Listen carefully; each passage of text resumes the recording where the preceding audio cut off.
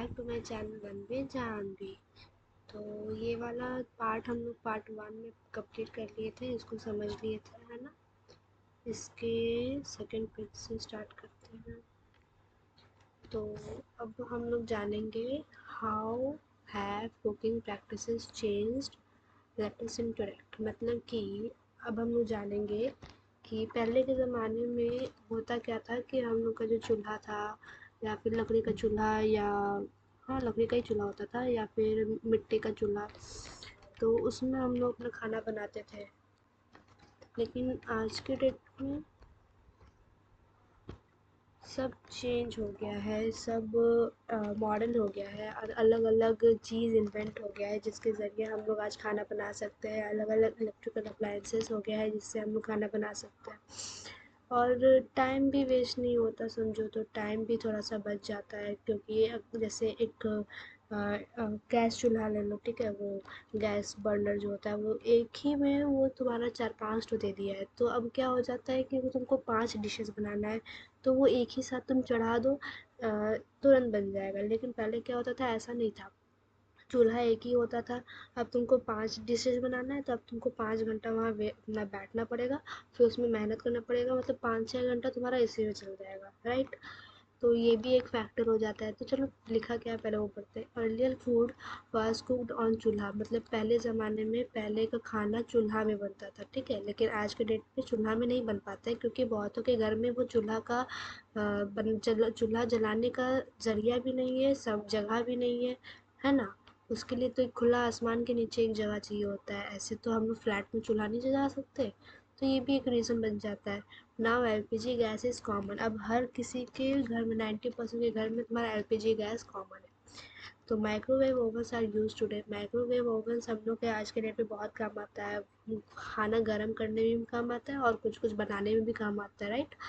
Earlier grinding was manual, now mixer grinders are used, मतलब पहले हम लोग सिलपाटी में, सिलौड़ा में, कुटना में, मतलब ये 3 अलग अलग नाम है लेकिन है एक ही चीज़। नीचे जो इतना सारा फोटो है ना, उसी को ऐसे सिलपाटी सिलौड़ा ऐसे बोलते हैं। उसमें पहले मसाला पीसा जाता था और उसका एक अलग ही स्वाद आता था। लेकिन आज के डेट पे वो अब कहीं को, मतलब बहुतों के घर में ऐसा नहीं है, लेकिन हाँ कुछ कुछ घर में अभी भी ये पाया जाता है।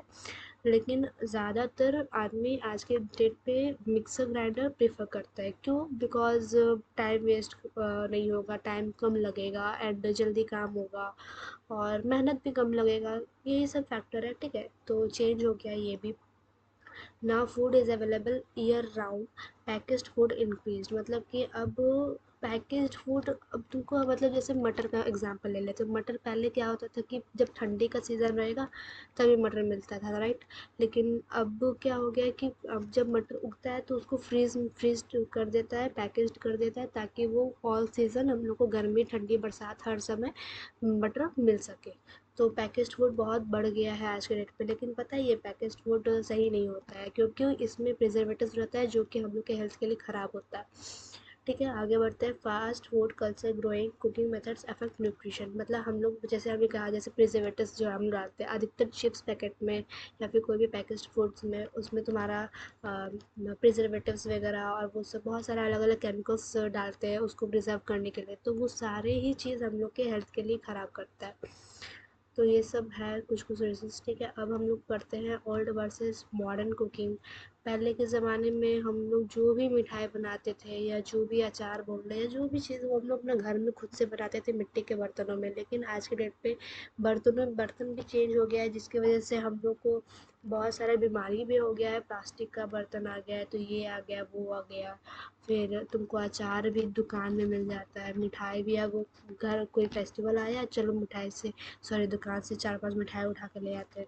घर में कोई मेहनत करना भी नहीं चाह रहा है कि इतना मेहनत लगेगा, सामान लगेगा, टाइम लगेगा, इससे अच्छा बाहर से ले आओ। तो ये सारे चीज़ हो रहा है। पहले के ज़माने में क्ले पॉट्स या फिर मिट्टी के बर्तन जो बोले जिससे उसमें बनाए जाते हैं, लेकिन आज के डेट पे स्टील में बनाए जाते हैं। पहले क्या होता था कि बहुत स्लो कुकिंग होता था because of the only one gas, means only one चूल्हा। बट आज के डेट पे ये पॉसिबल तो है ही नहीं। आज तो बहुत फास्ट कुकिंग हो गया है। एक घंटा के अंदर अंदर 5 खाना बन जाता है या 2 घंटा के अंदर अंदर 5 बन जाता है ना। तो ये सारे चीज़ फैक्टर है। Homemade pickles versus packaged pickles. आज के डेट पे पैकेज्ड पिकल्स भी पाए जाते हैं, लेकिन पहले तो भाई हम लोग की नानी दादी का अचार मस्त था, फेमस था, राइट। अभी भी है, ये अभी छूटा नहीं है वैसे, बट इसका भी छूटने का बहुत चांसेस है अब तो। ठीक है, फिर नेक्स्ट है, हमारा fresh juice versus packaged juice. हम लोग का भाई पहले पता है पेड़ से तोड़ते थे, तुरंत नारियल पानी, तुरंत गन्ना तरबूज रस, ये सब पूरा फ्रेश पीते थे। लेकिन आज के डेट पे सब जो बिक रहा है दुकान से, हम लोग को वही पीना पड़ता है ना। फिर है traditional sweets versus bakery bakery sweets. तो मतलब अब हो गया है कि भाई जो दुकान में बन रहा है वही सब हम लोग खाते हैं, मैक्सिमम हो गया, या फिर केक वगैरह या पेस्ट्री वगैरह। लेकिन घर में बना हुआ जो पहले का हम लोग का मिठाई है वो सब कहीं ना कहीं छूटते जा रहा है, लोग उसे पसंद नहीं कर रहा है, ये सब भी हो रहा है। यूज़ ऑफ मिलेट्स अर्लियर, पहले मिलेट्स का बहुत यूज़ होता था, आज के डेट पे शायद सिर्फ आटा आटा या मैदा ही लोगों को पसंद आता है। Increase refined flour now, right, okay. फिर है लेस प्रिजर्वेटिव्स आ गया, पहले के खाने में कोई प्रिजर्वेटिव्स का नामो निशान नहीं होता था भाई, जो बनता था अभी बनता था, ताज़ा बनता ताज़ा ख़त्म हो जाता, राइट। ऐसे प्रिजर्व करने वाला कोई चीज़ ही नहीं आता था, इसीलिए देखना ज़्यादातर बीमारी भी नहीं होता था। लेकिन आज के डेट पे लाखों बीमारी आ चुका है और होते जा रहा है, कमी भी नहीं हो रहा है इस चीज़ में। More natural ingredients earlier need to balance tradition and modernity. हम लोग को ये चीज़ बहुत अच्छे से जानना चाहिए या फिर करना चाहिए कि जो चीज़ गलत है वो चीज़ गलत है, मतलब कि प्रिजर्वेटिव्स वगैरह ये सब गलत है, हेल्थ ख़राब कर देता है लोगों का, ये चीज़ लोगों को समझ नहीं आता। बट अब क्या करें बताओ, जो लोग सिटी वगैरह में रहते हैं वो लोग गांव में जा जा के तो ऐसे, या फिर सिटी में भी अपना पेड़ पौधा तो उगा नहीं सकते, तो क्या करें यार बताओ। ये सब भी एक मेजर रोल प्ले करता है एक हेल्थ को सही रखने में। तो इसीलिए जितना हो सके तुम उतना कोशिश करा किया करो कि भाई थोड़ा हेल्दी खाया करो, राइट। चलो आगे नेक्स्ट है हमारा,